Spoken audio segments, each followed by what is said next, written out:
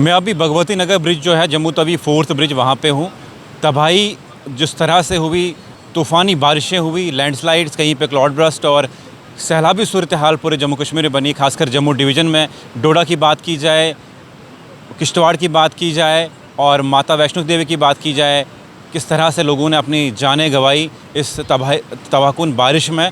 और गुजरनगर में आपने हालात देखे होंगे कल के कि किस तरह से जो गुजरनगर जो दरिया के आसपास लोग हैं उनके घरों में पानी घुस गया, बड़ी बर्बादी हुई। और सुंजवा में जो लोगों के घर थे उनमें पानी घुस गया, कई घर टूट गए, बहुत सारी प्रॉपर्टी का डैमेज हुआ और उसके साथ साथ मोबाइल नेटवर्क्स कुछ भी काम नहीं कर रहे थे कल से। लेकिन आज दोपहर तक हमने जब बातचीत की जियो और एयरटेल से, उन्होंने अपने मोबाइल जो है जितनी भी टीम्स हैं वो ऑन ग्राउंड उतारी हैं और वो लगातार इन सर्विसेज को रिस्टोर कर रहे हैं। बिजली डिपार्टमेंट से हमने बातचीत की, उन्होंने कहा कि शाम तक कोशिश कर रहे हैं कि हर जगह पे बिजली रिस्टोर हो जाए, पानी रिस्टोर हो जाए। और जीएमसी ने इमरजेंसी में फ्री टैंकर सर्विसेज लगाई हैं जहां पे फ्लड इफेक्टेड एरियाज़ हैं। यहां पे इससे पहले सीएम उमर अब्दुल्ला आ चुके हैं, उनने भी ये ऐलान किया कि मरकज़ी सरकार ने उन तक ये बातचीत की प्राइम मिनिस्टर के साथ। उन्होंने कहा कि जिन जिन लोगों को नुकसान हुआ है मरकज़ी सरकार उन तक तमाम इक़दाम करेगी, तमाम मदद फराहम करेगी। लेकिन अभी बीजेपी की जो स्टेट प्रेसिडेंट है रविंद्र रैना वो भी यहाँ पहुँचे हैं, उनसे बातचीत करेंगे। लेकिन उससे पहले आपको दिखाते हैं किस तरह से जो तवी का रुख है, जो ये पानी है किस तरह से बह रहा है और डेंजर लेवल से ऊपर पानी है। और लोग इस टाइम पे हमने देखा कि बिक्रम चौक में, गुजरनगर में किस तरह से पुल के ऊपर बैठ के तमाशा देख रहे हैं। एडमिनिस्ट्रेशन को भी चाहिए कि उनको अलो ना करें और जिनको काम है वही बाहर निकलें और बिना काम के तमाशा ना देखें। कहीं पे भी जो सैलाबी सूरत हाल है, जिस तरह से सैलाब आया और पानी घरों में घुस गया, कहीं से भी कोई भी हादसा हो सकता है। लेकिन उससे पहले अभी रविंद्र रैना ये तमाम सूरत हाल एक्सेस करने आए हैं, उनसे बातचीत करेंगे। इस तरह से रविंद्र रैना जी, तबाहकुन बारिश हुई, सैलाबी सूरत हाल बने, जम्मू कश्मीर के अलग अलग इलाकों में लोगों ने अपनी जानें गंवाई। और ये 4th ब्रिज है, जिस तरह से कोना टूटा और किस तरह से गाड़ी वाले बचे शाम को बाल बाल। ये सूरत हाल आपने एक्सेस किया कि क्या कुछ बातचीत की और क्या आपने पाया? जो जम्मू रीजन में सैलाब आया है, इस सैलाब से भारी तबाही के मंज़र पूरे जम्मू कश्मीर में देखे जा रहे हैं। ये जम्मू शहर है, अभी भी यहाँ खौफ ज़दा मंज़र हैं, डरावने मंज़र यहाँ आपके सामने हैं। मैं यहाँ पहुँचा हूँ, ये भगवती नगर 4th ब्रिज जम्मू शहर का है जो पूरी तरीके से बर्बाद हो चुका है। और केवल यही नहीं, पूरा जम्मू शहर, जो ग्रीन बेल्ट पार्क है जम्मू का, जो जम्मू शहर का एक बड़ा ही एक पॉश एरिया माना जाता है, वहाँ मानो समंदर की लहरें उठ रही हैं। और मैं अभी रजौरी पुंछ से आ रहा हूँ। रजौरी, पुंछ, नौशहरा, सुंदरबनी, अखनूर, खोड़, जोड़ियाँ, पुलांवाला, परगवाल, इन तमाम एरियाज़ में आप जाएंगे और जानीपुर, तालाब तिल्लो, मड़, परगवाल का एरिया, गजनसू का एरिया, और मुझे इन तमाम एरिया से होके मैं यहाँ आ रहा हूँ। भयंकर तबाही के मंज़र हैं। इस जो सैलाब आया है इसने तबाह बर्बाद कर दिया है सब कुछ। लेकिन सड़कों का नुकसान हुआ है, ब्रिजेस का नुकसान। जहाँ तक मुझे याद है कि 2014 में जब फ्लड की सूरत हाल बना तो यही वाला कॉर्नर ब्रिज का गिरा हुआ था, और अब जब और ये सूरत हाल बना तो यही वाला कॉर्नर फिर से क्रैक हो गया। क्या आपको लगता है कि सरकार को थोड़ा सा इस पे ध्यान देना चाहिए था कि क्यों ये दिक्कत हो रही है? जनाब, ये कुदरत का कहर है। 2014 में भी इस तरह का ये कुदरत का कहर है। मैं इसमें किसी को इल्ज़ाम तराशी करने का ये वक्त नहीं है। मैं कहता हूं कि स्पेशल टीम लाई जाए और इसको इंस्पेक्ट कराया जाए कि इस कॉर्नर में क्या दिक्कत है। आपकी बात से मैं सहमत हूं, लेकिन ये वक्त नहीं है कि मैं कोई किसी पर इल्ज़ाम तराशी करूं।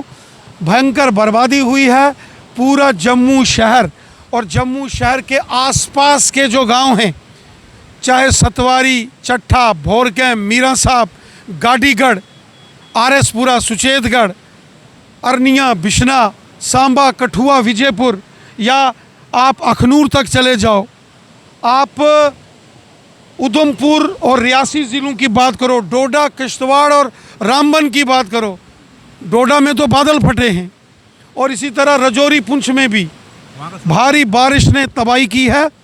लेकिन जम्मू शहर और जम्मू शहर का आसपास का एरिया, कंडी का एरिया हो, बॉर्डर का एरिया हो, भयंकर तबाही है। इस वक्त सब एडमिनिस्ट्रेशन, गवर्नमेंट सब रेस्क्यू ऑपरेशन में लगे हैं। Indian army, Jammu Kashmir police, district administration, तमाम डीसीज, डिबकाम साहब, मैं देख रहा था आर्मी के कमांडर्स तमाम लगे हुए, लेकिन तमाम इस समय रेस्क्यू ऑपरेशन में लगे हैं। खुद मुल्क के होम मिनिस्टर अमित शाह साहब मॉनिटर कर रहे हैं यहाँ की सिचुएशन को, रेस्क्यू ऑपरेशंस को। और जम्मू कश्मीर के लेफ्टिनेंट गवर्नर मनोज सिन्हा साहब ने अमित शाह साहब से बात की है। Honourable chief minister Omar Abdullah साहब ने अमित शाह साहब से बात की है। सब लोग इस समय रेस्क्यू और रिहैबिलिटेशन में लगे हैं। जो लो लैंड एरियाज़ हैं, जहां सैलाब का डर है, ख़तरा है, वहां से लोगों को निकाला जा रहा है। बहुत सारी एनजीओज, सिविल सोसाइटी के लोग, और मैं देख रहा हूं कि पॉलिटिकल पार्टीज़ के लोग, मेरी भारतीय जनता पार्टी के तमाम वर्कर्स, पोलिंग बूथ, शक्ति केंद्र, मंडल, ज़िला, सब इस समय रेस्क्यू ऑपरेशन में आर्मी और पुलिस और सिविल एडमिनिस्ट्रेशन की मदद कर रहे हैं।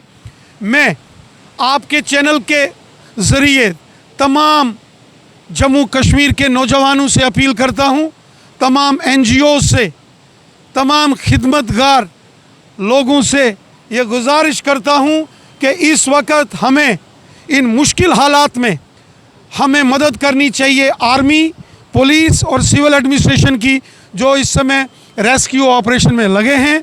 जो मुतासरा लोग हैं, जो अफेक्टेड लोग हैं, जिन्होंने अपने मकान खोए हैं, जो बुरे तरीके से अफेक्टेड हुए हैं, उनकी मदद के लिए हमको आगे आना है।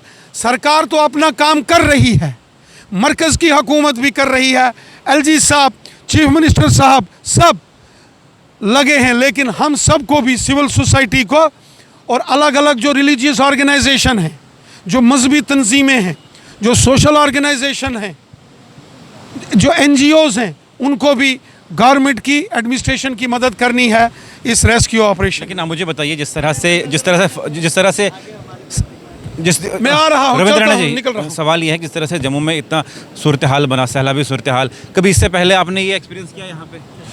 इतने खतरनाक भयंकर मंजर मैंने कभी नहीं देखे।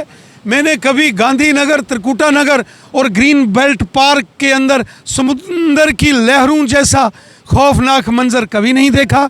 मैंने तालाब तिल्लो में, जानीपुर, मुट्ठी, दोमाना के एरिए में इस किस्म की सैलाब के, तूफ़ान के खौफज़दा मंजर मैंने अपनी ज़िंदगी में नहीं देखे। लेकिन हमें भी इन चीज़ों से कुछ सीखना चाहिए। जिस तरह से हमने फ्लड चैनल्स, इस तरह से हमने टोन को डिज़ाइन किया है, या वायलेशंस की, हमें भी 2014 में, सीखना चाहिए। 2014 में वादी कश्मीर में बहुत ख़तरनाक खौफज़दा तूफ़ान आया था, जब पूरा श्रीनगर बाढ़ में बह गया था, डूब गया था।